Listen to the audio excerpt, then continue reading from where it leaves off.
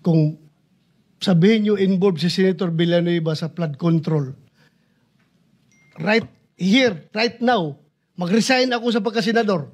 Kung sabihin mo na humingi siya sa inyo na flood control, dahil ilang taon ko nang naririnig yan na sinasabi niya na ayaw niya na flood control, galit na galit siya dahil ang Bulacan nababahan ng flood control. Pero kung sabihin mo na naghumingi na flood control sa inyo, I am sure, hindi yan nangyari.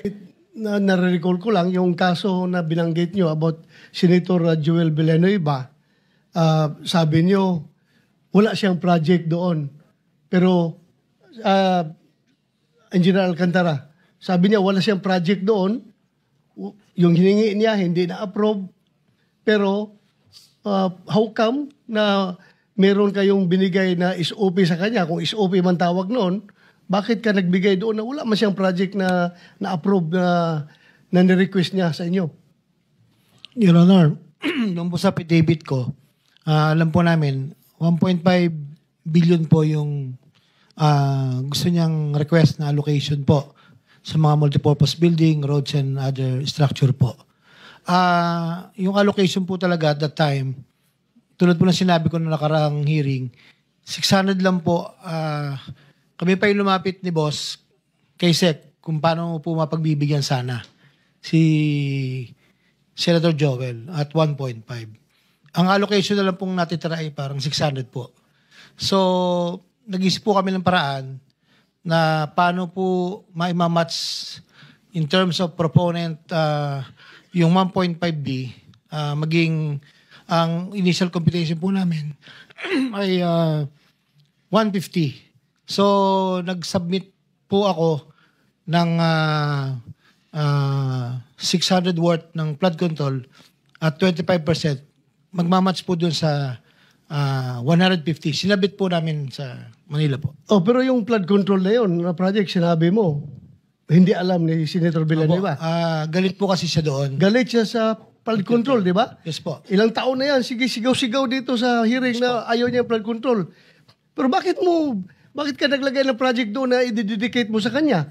Wala kang paalam sa kanya. Bakit Sir, ka gumawa ng gano'n? Opo. Kasi nga po, nung time na yon, nag-iisip po kami ng paraan para ma-accommodate yung 1.5B na request na multipurpose building. So nag-usap po kami, nireport ko po kay... So, yung nga, in short, diskarte na ninyo yon ni Yusek Bernardo. Yes po.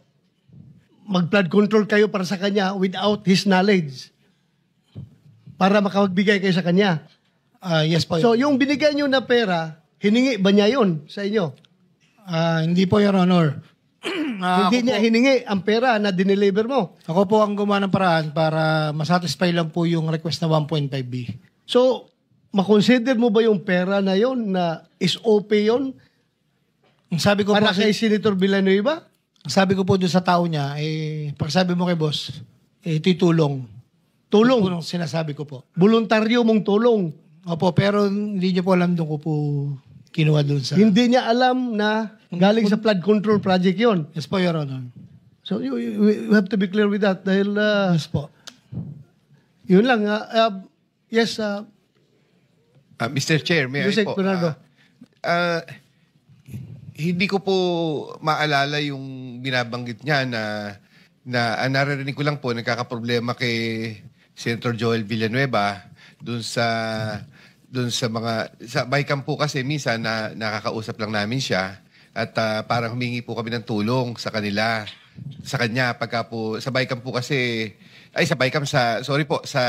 sa budget hearing po kasi ay medyo talagang si Senator Joel so kami po nagsabi ko sa kanya kung paano makatutulungan si Senator Joel. So hindi ko po maalala kung paano pong na sinasabi niya na nagbigay ng 600 million na pondo kasi yung pong pondo na yon parang siya naman po ang nag-implement. Siya rin po ang kausap kung kausap po niya si Senator Joel, hindi ko na po masundan yon, Mr. Chair. Nabanggit lang po niya yung problemang ganon, pero hindi po ako aware na gaano dun sa sinasabi niyang flood control. Kaya nga, gusto ko sabihin sa inyo, kung sabihin nyo involved si Senator Villanueva sa flood control, right here, right now, mag-resign ako sa pagkasenador. Kung sabihin mo na humingi siya sa inyo ng flood control. Dahil ilang taon ko nang naririnig yan na sinasabi niya na ayaw niya na flood control. Galit na galit siya dahil ang Bulacan nababahan ng flood control. Pero kung sabihin mo na naghumingi na flood control sa inyo, I am sure hindi yan nangyari.